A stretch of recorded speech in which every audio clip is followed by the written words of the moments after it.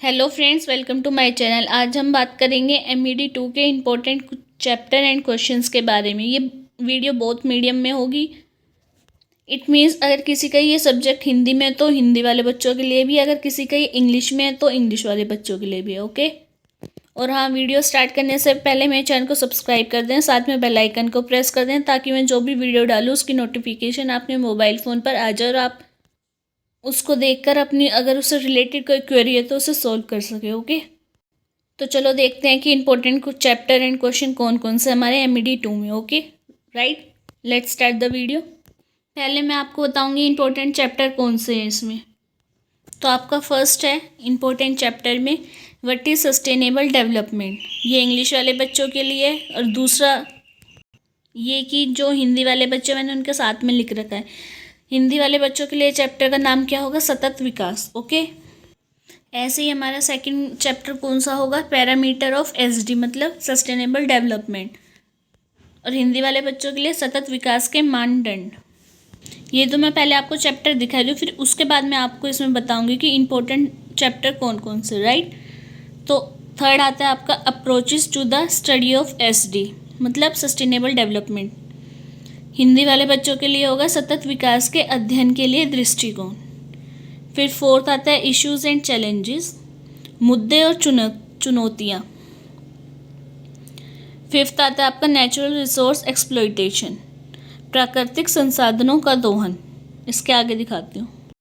फिर आता है आपका रीजनल इनिशिएटिव, मतलब क्षेत्रीय पहल, हिंदी वाले बच्चों के लिए। फिर आता है कम्युनिटी नॉलेज, सामुदायिक ज्ञान। फिर आता है आपका हार्डनेस टेक्नोलॉजी, दोहन तकनीक। फिर आता है आपका इनोवेटिव प्रैक्टिस, अभिनव अभ्यास। फिर आता है आपका कोऑपरेशन एंड पार्टनरशिप, सहयोग और साझेदारी। फिर आता है आपका civil society and community initiatives, Hindi वाले बच्चों के लिए नागरिक समाज और सामुदायिक पहल।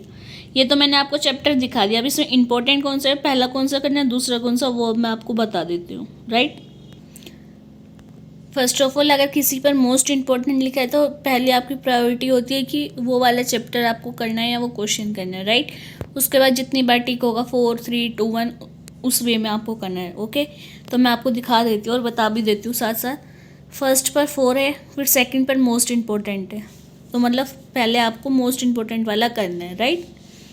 फिर आता है 3 टिक, फिर 3, फिर 2, फिर 3। फिर आता है 2, फिर 2, फिर 3, फिर 2, फिर 2। ओके। तो ये तो थे आपके इम्पोर्टेंट चैप्टर के बारे में। हमने देख लिया कि कौन कौन से इम्पोर्टेंट चैप्टर हैं हमारे। और हिंदी वाले बच्चों के लिए भी मैं बता दूं कि जैसे मैंने फर्स्ट पर 4 बार टिक कराया तो आपका ये चैप्टर हिंदी वाले बच्चों के लिए भी है। ओके। तो उस पर भी 4 बार टिक ही है। जिस पर अगर मोस्ट इम्पोर्टेंट लिखा है तो हिंदी वाले बच्चों को भी वो वाला चैप्टर मोस्ट इम्पोर्टेंट है उनके लिए भी। राइट। अब ये तो हमने देख लिया। अगर इसमें किसी की क्वेरी है तो वो इस वीडियो के कमेंट सेक्शन में लिख देना ताकि मैं आपकी वो क्वेरी सॉल्व कर सकूं। ओके। तो चलो अब हम देखते हैं इंपॉर्टेंट क्वेश्चन कौन कौन से होते हैं इस सब्जेक्ट से रिलेटेड। राइट। इसमें भी मैंने जैसे पहले इंग्लिश वाला था फिर हिंदी में था। ठीक है, ऐसे चलेंगे इंपॉर्टेंट क्वेश्चन में भी आपका। तो फर्स्ट आपका क्या आता है, in what could traditional knowledge to facilitate sustainable agriculture practice discuss। Hindi वाले बच्चों के लिए होगा टिकाऊ कृषि प्रक्रिया अपनाने में पारंपरिक ज्ञान किस प्रकार मदद कर सकता है, चर्चा कीजिए। पहले मैं आपको क्वेश्चंस दिखाऊंगी, उसके बाद आपको इंपॉर्टेंट बताऊंगी। ओके। फिर आता है आपका discuss the concept and dimensions of carrying capacity. Hindi में होगा वहन क्षमता की अवधारणा और आयामों की चर्चा कीजिए। फिर आता है आपका discuss the multi dimensional approach to the study of SD।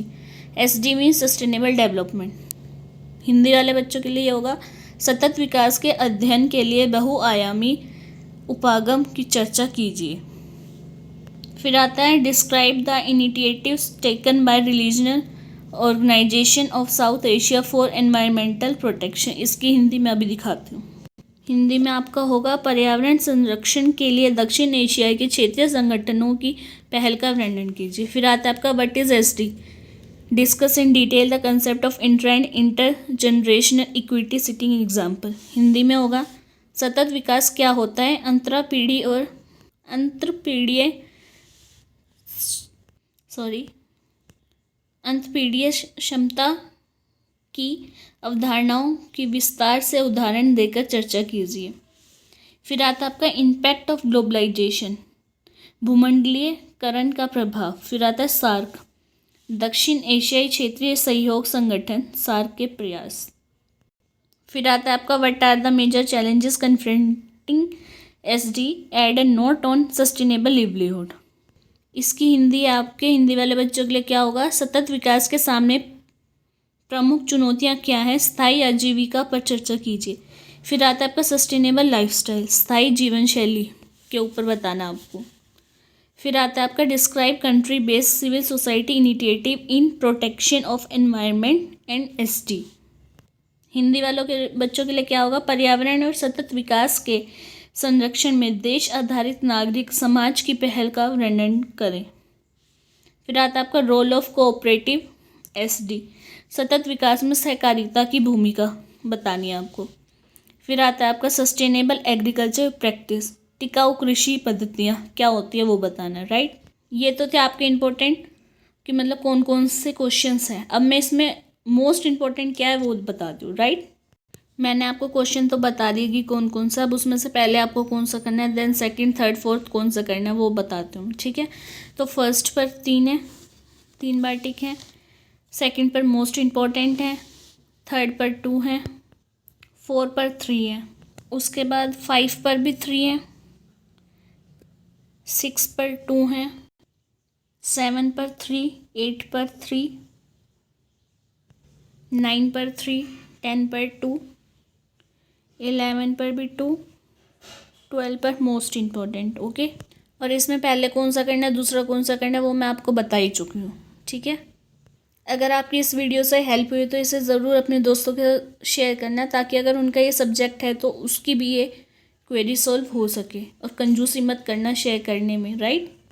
अगर अभी भी किसी की कोई क्वेरी हो इस सब्जेक्ट से रिलेटेड तो इस वीडियो के कमेंट सेक्शन में लिख देना, ताकि मैं आपकी वो क्वेरी सॉल्व कर सकूँ, ओके। चलो वीडियो एंड करने से पहले मेरे चैनल को सब्सक्राइब कर दें, साथ में बेल आइकन को प्रेस कर दें, ताकि मैं जो भी वीडियो डालूँ उसकी नोटिफिकेशन आपके मोबाइल फ़ोन पर आ जाए और आप उसे ईजिली देख सकें और अपनी उससे रिलेटेड कोई भी क्वेरी हो तो सोल्व कर सकें। वीडियो अच्छी लगे तो इसे अपने दोस्तों के साथ ज़रूर शेयर करना और साथ में लाइक भी करना और कमेंट भी करना, ओके। तो चलो आज के इस वीडियो में इतना ही। Thank you for watching my video.